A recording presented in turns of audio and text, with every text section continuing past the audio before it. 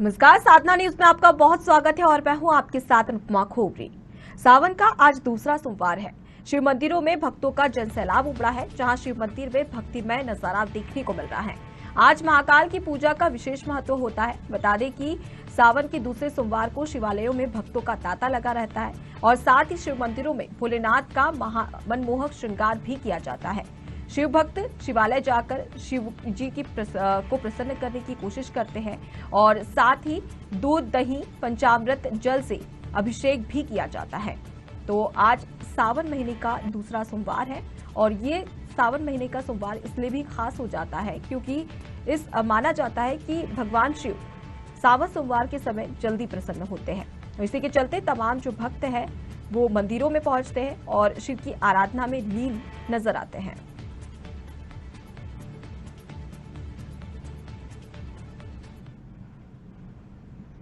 तो चलिए आपको सीधे ले चलते हैं रायपुर, जहां पर हमारी सीनियर रिपोर्टर आकांक्षा तिवारी हमारे साथ में लाइव जुड़ चुकी है।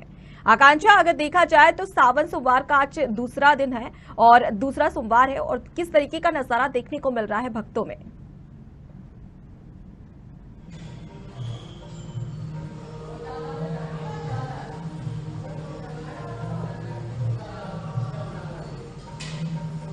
आकांक्षा, अगर देखा जाए तो आज का दिन काफी खास माना जाता है और ऐसे में सावन का दूसरा सोमवार है, कैसा नजारा देखने को मिल रहा है भक्तों में? बिल्कुल, देखिए सावन का दूसरा सोमवार और इसकी अगर हम चर्चा कर ले, क्योंकि देखिए सावन है भगवान शिव का पावन महीना, भगवान शिव की आराधना का ही पावन महीना ही नहीं, क्योंकि देखिए ये भगवान शिव को भी ये माह काफी प्रिय है। जी जी वही अनुपमा, मैं आपको बता रही थी, जिक्र भी कर रही थी कि किस प्रकार से मंदिरों में जो तस्वीरें हैं इस वक्त, उन तस्वीरों को मैं आपको पहले दिखाना भी चाहूंगी।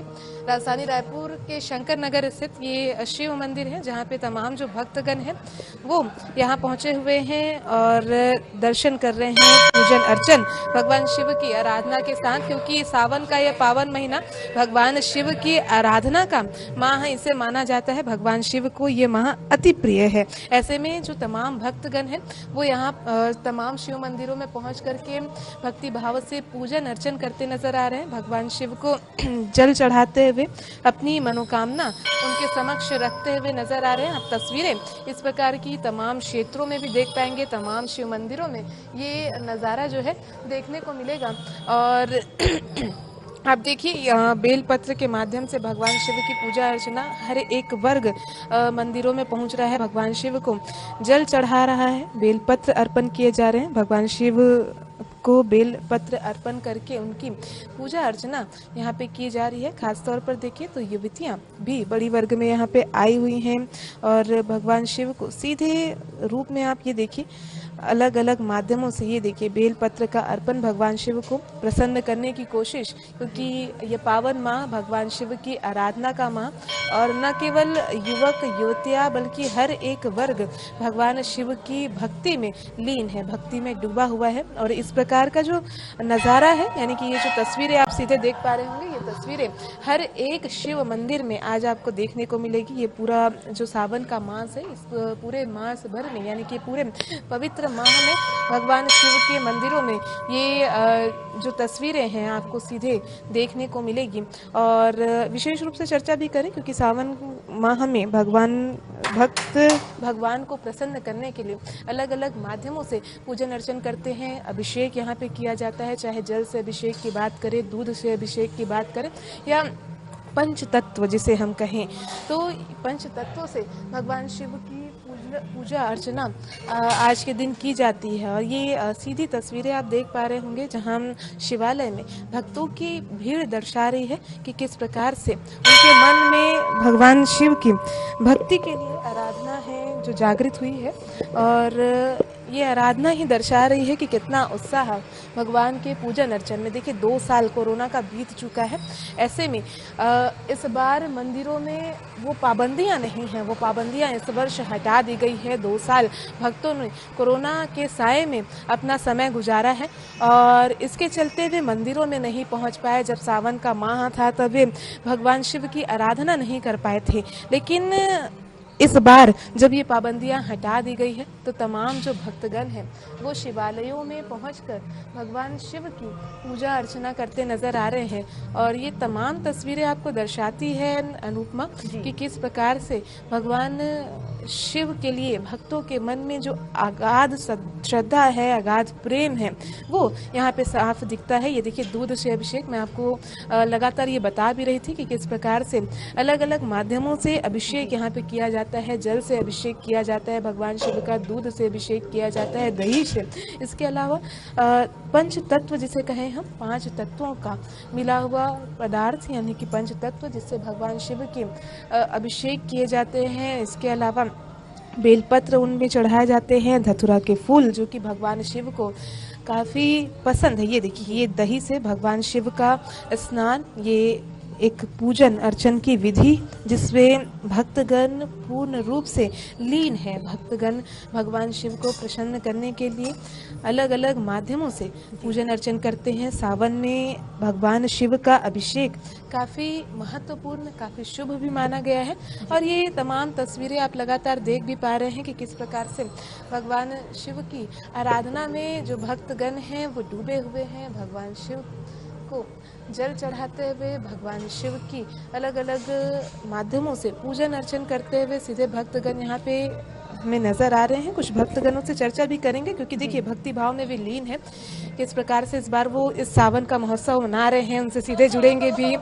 बहुत स्वागत है। सबसे पहले तो साधना न्यूज में आपका शिव मंदिर आप पहुंची हुई है, पूजन अर्चन आप कर रहे हैं, कैसा लग रहा है इस बार का? बहुत अच्छा लग रहा है। और सावन का सोमवार मेरे दिल्ली एक्चुअली मैं बचपन से 6 क्लास से ही शिव जी के प्रति बहुत श्रद्धा, आराधना और वो रहती है। बहुत अच्छा लगता है सावन में पूरे महीने भर जल चढ़ाना, पूजा करना, मतलब दिल से रहती हूँ, बहुत अच्छा लगता है। अच्छा, आपने बताया आप 6वीं क्लास से पूजन अर्चन कर रही है, भगवान शिव के लिए व्रत भी आपने सोमवार का? हाँ जरूर।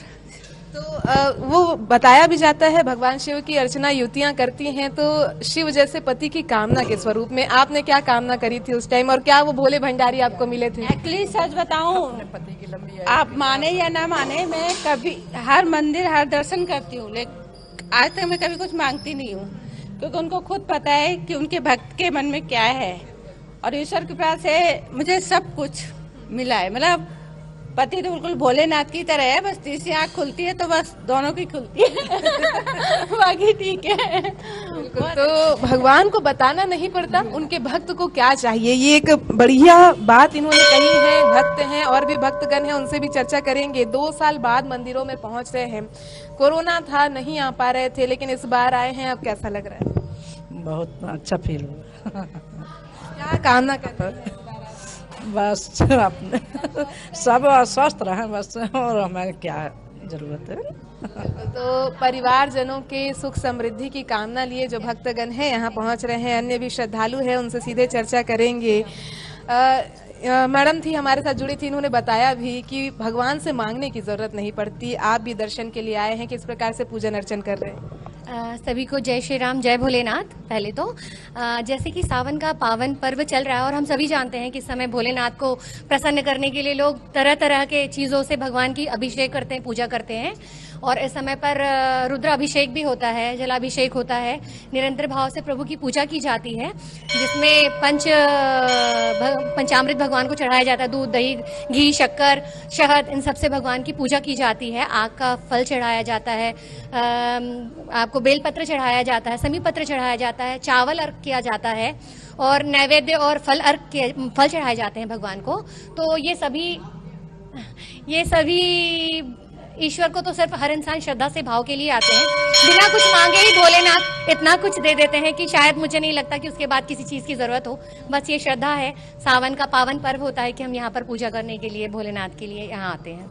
बिना मांगे भगवान सब कुछ दे देते हैं। ये एक दूसरी भक्त है जिनके मुंह से ये भी सुनने को हमें मिला है, और ये सच भी है। भगवान को पता होता है कि उनके भक्तों को क्या चाहिए। अच्छा, आपसे ये भी जानना चाहेंगे, आपने जिक्र भी किया अलग अलग अभिषेक का, पंचगव्य से अभिषेक का आपने बात कही। यहाँ पे भगवान को बेलपत्र काफी पसंद है, सावन में विशेष महत्व, अगर उसका कुछ बता पाया? हाँ, एक्चुअली बेलपत्र के पीछे एक कहावत है, कहानी है। एक राक्षस थे जो भगवान बेल के पत्र के पेड़ के ऊपर में बैठकर रात्रि के समय वो मांस का भक्षण करता रहता है और वहां से वो न चाहते हुए भी अनावश्यक बेल का जो पत्र होता है वो भगवान भोलेनाथ नीचे शिवलिंग रहते हैं उस पर वो बेल पत्र चढ़ता चला जाता है। तो उस समय से ये प्रथा है कि वो इतना बड़ा दुराचारी रहता है पर भी अनावश्यक रूप से वो बेलपत्र भगवान जी में चढ़ने की वजह से उसे पुण्य की प्राप्ति होती है।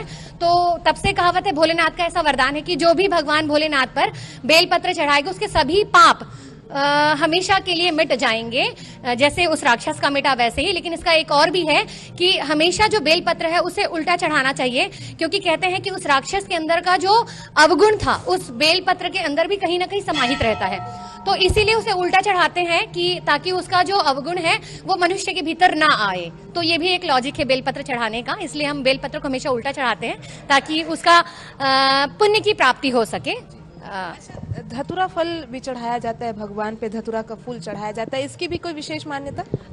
धतूरा के फल के बारे में तो मुझे ऐसा विशेष पता नहीं है, लेकिन इतना जरूर जानती हूँ कि इस फल को भगवान के भोलेनाथ में हर सोमवार को, सावन सोमवार में विशेष रूप से चढ़ाया जाता है।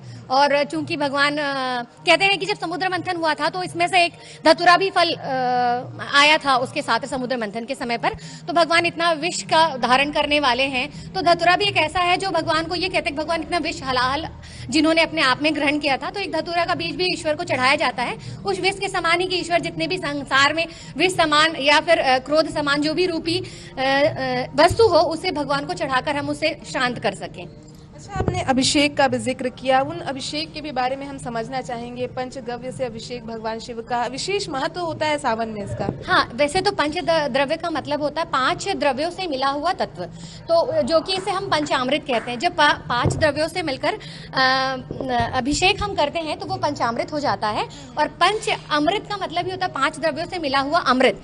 तो जो हम इसमें दूध, घी, शक्कर, जल और शहद ये मिला के हम भगवान का अभिषेक करते, दही ये मिला के जब हम अभिषेक करते हैं तो वो पंचद्रव्य अमृत के समान हो जाता है। तो भगवान को जब हम अमृत से स्नान करते हैं तो मनुष्य के अंदर भी वह गुण, वह पुण्य अमृत के समान प्राप्त होता है। इसलिए हम ये पंचद्रव्य भगवान को पंचामृत चढ़ाते हैं।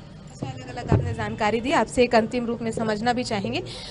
2 साल कोरोना से गुजरे हैं और इन 2 सालों के बाद अब पुनः मंदिर में पहुंचना, भगवान शिव की भक्ति में वही परंपरा, उसी भक्ति भाव के साथ ही वापस मंदिर में पहुंच करके कैसा महसूस कर रही हैं आप और कैसा लग रहा है? पहले तो मुझे ये बहुत ज़्यादा अच्छा लग रहा है कि हम इस पैंडेमिक ईयर से, ये जो कोरोना काल चला था, ये जो महामारी हमारे देश पर आई थी, हम उससे उबर कर आगे आए हैं। और कहीं ना कहीं प्रभु भोलेनाथ की इच्छा रही, प्रभु राम जी की इच्छा रही और उनकी कृपा से ही हम इस समस्या से, इस इतने बड़ी विपदा से बाहर आए हैं।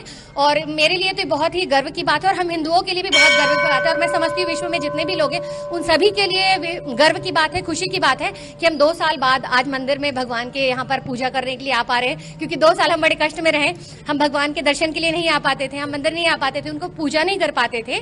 तो ये हमारे लिए बहुत ही सुखद है, मन को सुख देने वाला, आनंद देने वाला कि हम 2 साल बाद प्रभु की भक्ति और वंदना कर रहे हैं। तो ये सुखद पावन पर्व जो अब आया है और भक्तगण भी काफी हर्षोल्लास के साथ शिव मंदिरों में आकर के पूजन अर्चन कर रहे हैं। विशेष महत्व भी आपने जाना, भक्तगण ने ये बताया कि इस प्रकार से सावन में आराधना भगवान शिव की जानी चाहिए, जो भगवान शिव को अर्पित किए जाते हैं। यानी कि हमने सुना, हमने देखा भी, जो भगवान शिव को बेलपत्र अर्पित किए जाते हैं उसकी कहानी क्या है, भगवान शिव को क्यों आखिर बेलपत्र अर्पित किया जाता है। इसके अलावा धतूरा का फल, धतूरा के फूल भगवान शिव को चढ़ाए जाते हैं, जलाभिषेक, इसकी प्रक्रिया किस प्रकार से, भगवान शिव किस प्रकार से अपने भक्तों को आशीर्वाद देते हैं, ये तमाम जानकारी भक्तगण ने भी हमसे चर्चा करते हुए दी। इसके साथ ही एक महत्वपूर्ण बात, भगवान से मांगने की आवश्यकता नहीं। एक भक्त का कहना भी था, भगवान भोले हैं और भोलेनाथ अपने भक्तों को, जो उनके भक्तों को चाहिए वो उन्हें वे दे देते हैं। भगवान हर एक चीज भगवान सुन लेते हैं, ये कहना भी रहा है भक्तगणों का। तो ये जो सावन सोमवार है, ये खुशियों का पर्व लेकर के भगवान भोले के भक्तों के लिए आ गया है। 2 साल का कोरोना काल था, इन 2 साल के कोरोना काल में भक्तगण मंदिरों से कहीं ना कहीं दूर रहे, लेकिन इस बार पाबंदियां अब हटा दी गई है। तो जाहिर सी बात है भक्तों के मन में उल्लास है। यही वजह है कि जो तमाम शिव मंदिर है वहां बड़ी संख्या में भक्तगण पहुंच करके भगवान शिव की पूजा अर्चना करते नजर आ रहे हैं। जी अनुपमा। बिल्कुल आकांक्षा, अगर देखा जाए तो जिस तरीके से हमने जाना कि पंचामृत का क्या महत्व होता है, बिलपत्र का क्या महत्व होता है, तमाम ऐसी कहानियां जो कि सावन सोमवार के समय सुनाई जाती है और साथ ही उसके पीछे का महत्व क्या है ये भी हमने जाना। अगर आप जिस मंदिर में उपस्थित है उसकी महत्वता क्या है उसके बारे में बताइए।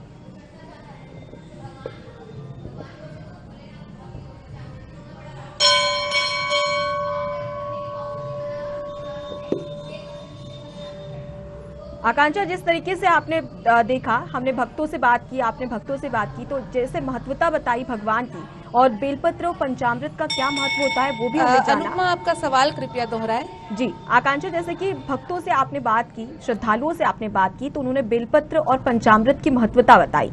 इसी के साथ अगर मंदिर की महत्वता की बात की जाए तो मंदिर की क्या महत्वता है जहां पर आप जिस शिवालय में आप उपस्थित है, और साथ ही यहाँ से कहाँ से भक्त मौजूद रहते हैं।